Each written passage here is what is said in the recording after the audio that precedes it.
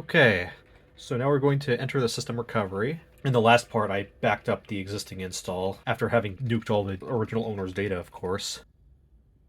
Starting PC recovery.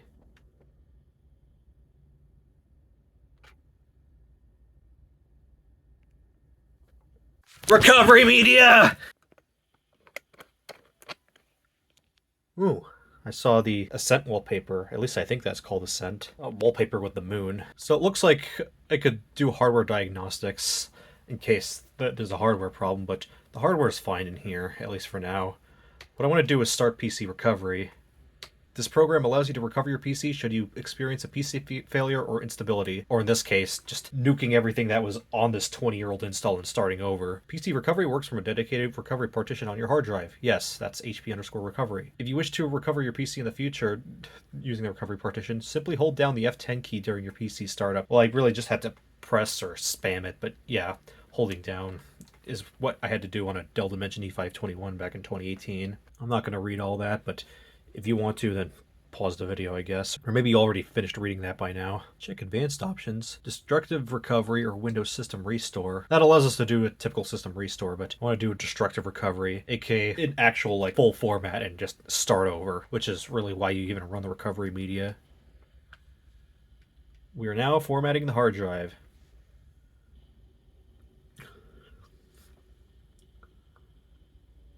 Oh, now it's telling us how much time is remaining and how much time we've elapsed. Either this was already here, or it wasn't and I just wasn't paying attention. But I'm just going to say that it wasn't here. I'll add an annotation if that was different.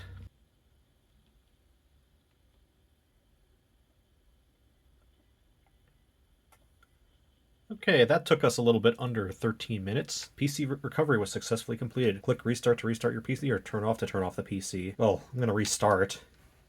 And there's the Ascent wallpaper. Now, before I boot into the recovery partition, I want to back this up as well, so I at least have a reference image to restore from. And unlike last time, I don't think this image should take that long in comparison. I'd hope not. I started recording at like 9:30, and it's now 11:08 p.m. Okay, a reference image took about 20 minutes, so let's get out of here and continue with the system recovery. There's the good old Windows XP boot screen. Please wait while Windows prepares to start.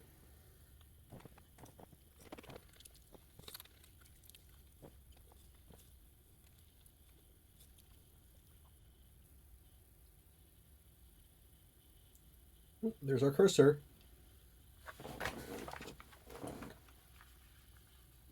Bit of a problem. I knew I should have plugged in the PS2 mouse. Although... no, I don't think plugging in a proper mouse is going to help us. I think I'm going to have to break out the PS2 mouse again. Although the problem with that is because PS2 is not a plug-and-play interface, we gotta hard shut down this computer. Plug my mouse back into my computer. Here's the PS2 mouse in question. Go down and find the PS2 mouse port. Okay, we should be plugged in now. Now let's turn this back on. Oh, the mouse is receiving power at least. Hopefully this didn't screw things up in the recovery process. Okay, the PS2 mouse is working now. Please select the country I live in. What if I live in North Korea? Oh, so I can answer other to that.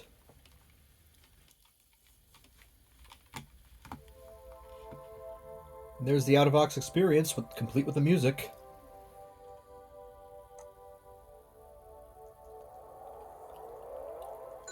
And we don't get Victor from the Hewlett-Packard Company.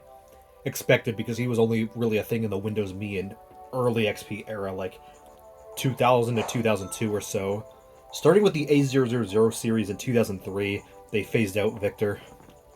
Sad, because he kind of gave those HP some character. Like, for a little bit, I used to have an old HP Pavilion 510C, which I ran the recovery media on, and seeing Victor was kind of satisfying. I made sure to archive that recovery media and back up the Microsoft Agent character.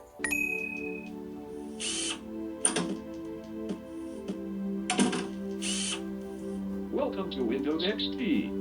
I'm Victor from the Hewlett-Packard Company, and I'm here to help you set up your new computer. I can explain things as you move along. Anytime you need help, just click me with a mouse or press the F1 key. I'll be right here if you need me.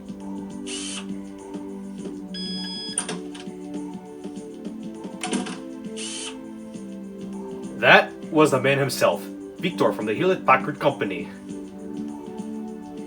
Yeah, Victor didn't last very long. He was in Windows Me, but he didn't make it past the earliest of XP systems from HP. Because once the A000 series rolled around, that's when they dropped the Victor entirely. Which, I'm not exactly a fan of the fact they dropped him. What's next? Is the sound system working? Yes, it is. I live closest to this region, United States. Okay, is North Korea on here?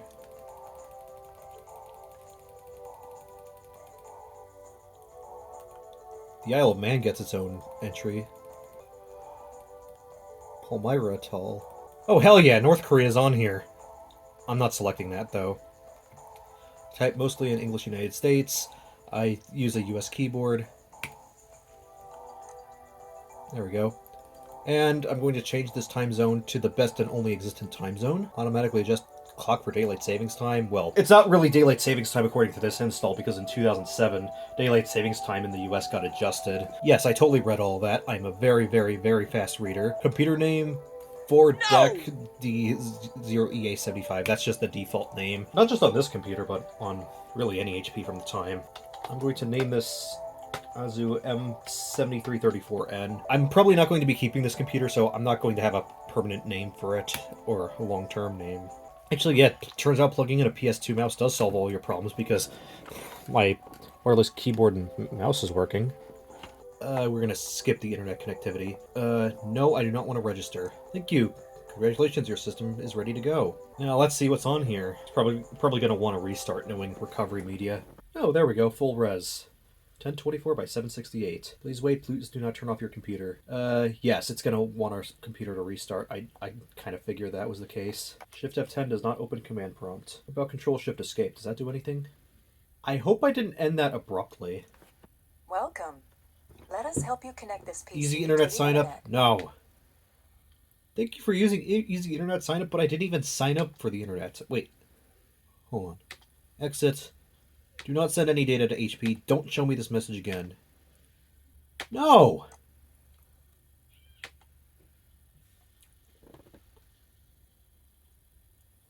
I'm about to view pages over a secure connection. Sure. But yeah, it looks like this little fake XP menu is still here. There we go. It picked up the Radeon Express 200 driver. Microsoft Office 2003 edition 60 days trial welcome tour. Yay, a 60-day trial. AOL 3 months included, and AOL Latino, which is just 3 months included in Spanish. Blockbuster Online, easy internet sign up, eBay, help and support, HP extended service plans, Rhapsody. I don't really remember what that's supposed to be, but I guess it's some sort of music player from back in the day. Media Center, MSN, HP Games, Netscape Browser, Norton Internet Security, Quicken 2006. There's also Real Player and Snapfish for your photos.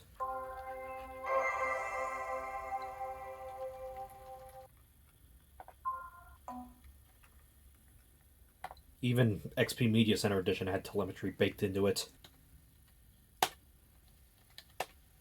Okay, Media Center is working at least. Let's see what other kind of bloatware is on here. There's Microsoft Money 2005, Works Task Launcher. Okay, seems like there's one less column here than there was on the original install. InterVideo WinDVD is still there. Hot deals? Yeah, I think that's all the same hot deals. There might have been a few more things on the original install though. Games? Yep, those all look the same to me. There's the Windows Digital Media Enhancements, User Guides, Startup, Sonic Snapfish, My HP Games.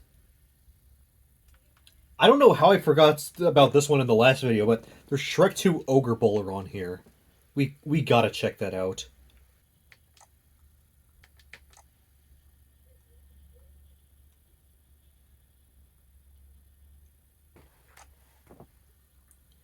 Yeah, installation is complete. Yay. Is it gonna auto-open Shrek 2 Ogre Bowler? Yeah, looks like it.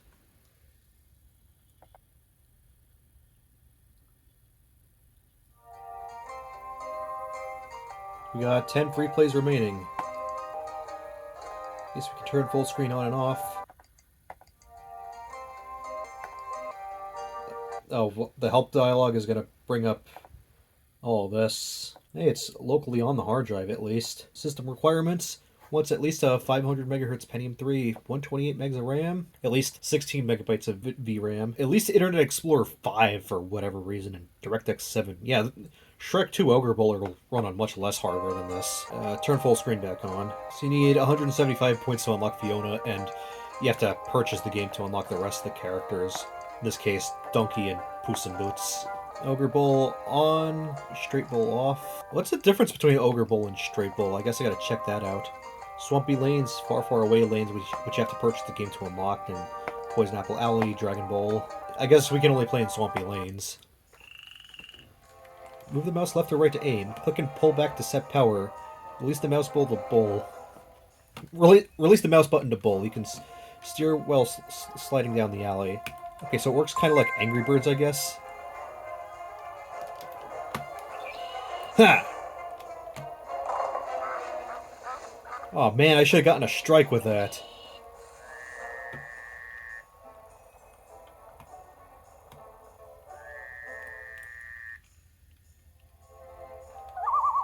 Wait, hold on.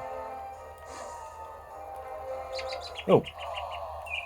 Oh, so that's how you control yourself. You control yourself while you're going down.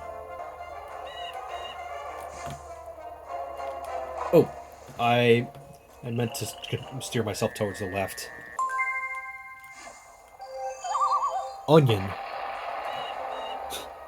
That was a nice explosion. Huh.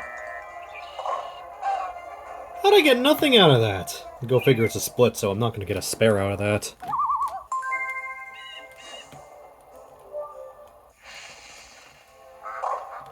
Scorch. Okay, I got a spare out of that somehow. I guess that's just one of the gimmicks of this bowling game. I wonder if this would be any better if I'm using my trackpad instead of that PS2 mouse. Because I don't have the PS2 mouse in a very good position.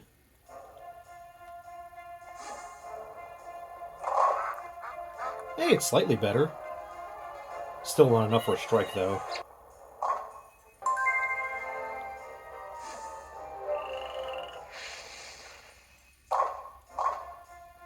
Well, that was an immediate strike.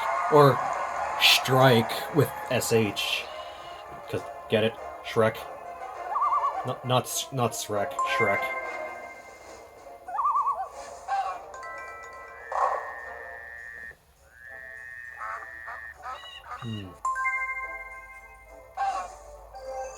Oh, well, this game's almost over, at least. Haha. So I get 2 more shots. At least I think I do. Okay, I guess that'll have to work.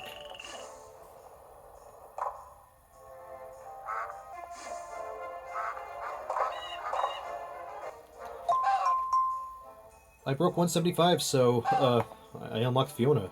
Neat. Why now to get all 4 lovable Shrek 2 characters? Well, the main ones at least. Great new lanes based on the movie, more score multipliers, power up, and unlimited play. I do wonder if the full game has been preserved. I mean, yeah, it is just advertising for Shrek 2, which was already a 2-year-old movie when this machine was built, but still, it'd be pretty neat to see this preserved. Then again, nothing really deserves to become lost media. Well, at least the one thing I was most interested in seeing still works, because otherwise, there are the rest of the games. Looks like movie is also a part of the original recovery media. Microsoft Office 2003, which makes sense, because Office 2007 wasn't out yet, so it was very much updated. There's this 60-day trial activation assistant. I mean, we probably can't activate this anymore anyway. My 25-character trial product key that was included with this computer. I mean, at that point, you might as well just seek out a full copy of Office 2003. It's not like it's being actively supported anymore anyway. Looks like Connectivity Support Tools is missing an icon. I mean, it seems to work at least. And now for why I made a reference backup image. Because if we go over to PC Help and Tools, over here we can go to HP PC Recovery CD DVD Creator.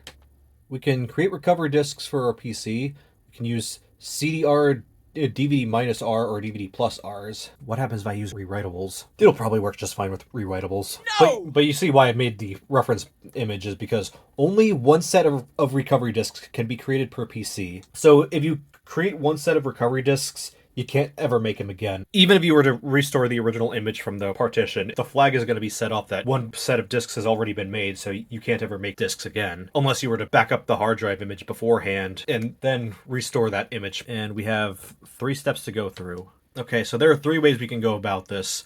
We can use one dual layer DVD, or we could use 2 single layer DVDs, or we could use 16 CDs. Yeah, you'd have to be insane to go the 16 CD route, and dual layer DVDs, even to this day, are relatively uncommon. I don't have any dual layer DVDs, and I'm not going to waste 16 CDs on this, so I guess I'm doing the DVD route. Well, single layer DVD route, so I gotta burn 2 DVDs. Normally, I don't have any DVD-RW, so I'd have to be wasting 2 discs in the process on a computer that I wouldn't even be keeping normally. Well, I got this at the thrift store near my grandma's. This is a 9-pack of DVD plus RWs. I'm effectively going to consider it an 8-pack because one of the discs is rather scratched up, but I'm pretty sure these front 2 should be in good enough, if not perfect condition. We can only write one DVD at a time because the upper drive is the only DVD writer. The bottom one is only a DVD-ROM. So here's one of our DVD-RWs, looking perfect. And let's put it in the drive. Hey, it opens just fine. What the?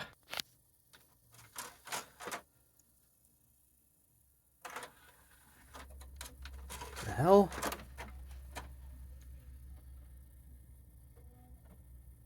Okay, now it seems to work. Oh, that's not good.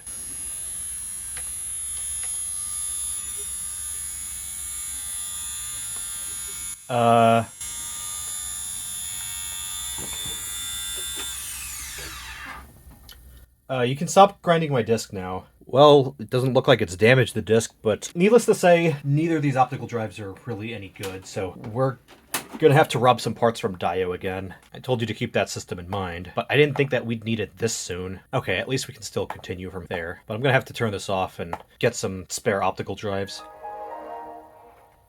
Well, here's the optical drive from Dio that I'm going to be using. It's a DVD plus rewritable, which is very good. Doesn't do light scribe, but it's whatever. And you'll notice that this is a beige optical drive. If we look at the information sticker over here, September 2006, that is awfully late for a beige optical drive like this. And it is still IDE. We could use SATA, but I was going to pull out the optical drives from Dio later on anyway, so whatever. Okay, so here are the 2 optical drives.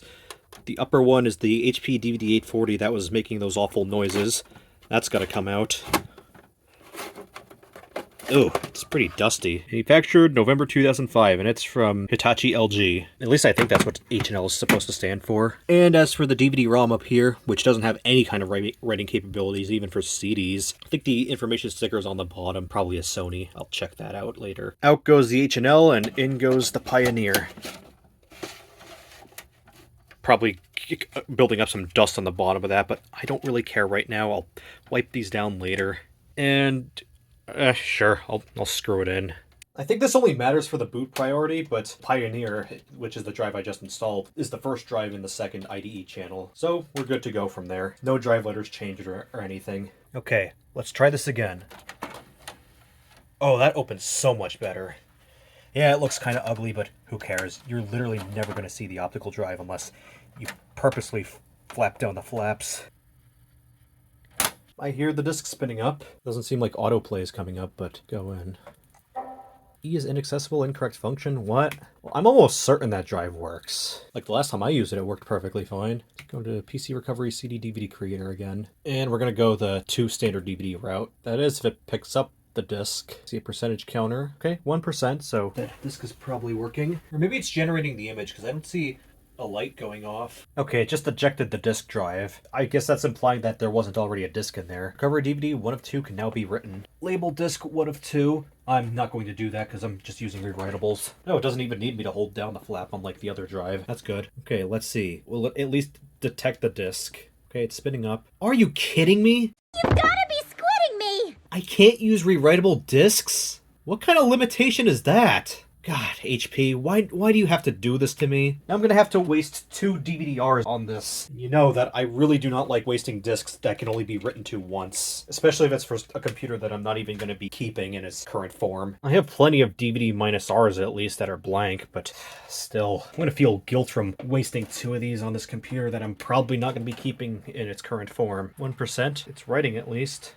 Told me to use DVD plus Rs when it gave me that error message, but I'm using minus Rs. Suck it, HP. I kind of thought of a reason why they disallow you from using rewritables is because they don't want you writing over the recovery media that you can only create once. But the problem is that they put that stupid restriction on there anyway, where you can only create recovery media once. And like, why? Why do that in the first place? That restriction should never be there, because what if you were to lose those discs, or what if they were to get damaged, or, you know, disk rot, even though disk rot wasn't a concern 20 years ago. It certainly is one now. Ah, whatever. I have a reference image, so if I ever have to make discs again, I can just restore that reference image. Well, it's a good thing that I'm not recording the process because this is taking a while. Anyway, here's the burned disc, which is disc 1. You can tell this little ring around here is the unburned area. And here's disc 2, which has not yet been burned.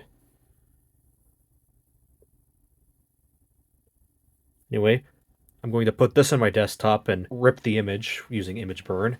I'm going to put this disc, the unburned disc, into the HP and let that burn. That's going to take a while. That's disc 1 that's been made. Okay, and our second disc has been made. Let's close the tray. Here's disc 2. It looks like less data was written onto this disc than disc 1. The left is disc 1 and the right is disc 2. Yeah, you can see that disc 2 has a larger ring because less data was written to it. Congratulations, you have successfully created a set of recovery disks for your PC. Label and store these disks in a safe place because you will not be able to create another set. I hate that restriction. Why they do that? I'm putting disk 2 on my desktop now so I can start ripping that. Almost missed that one, but yeah. Disk 2 has been ripped now. But yeah, the recovery media set has been created. If we try to go back to the PC recovery creator, yeah, we can't do that anymore. So good thing I made those backups. Next thing I'm going to do is put them in the reference image on archive.org. That'll be it for this part of the HP Media Center PC M7334n adventure. In the next part, we're going to install a different operating system. I haven't decided what OS we're going to install yet, but it's not going to be XP. Anyway, I will see y'all in the next part. Peace out.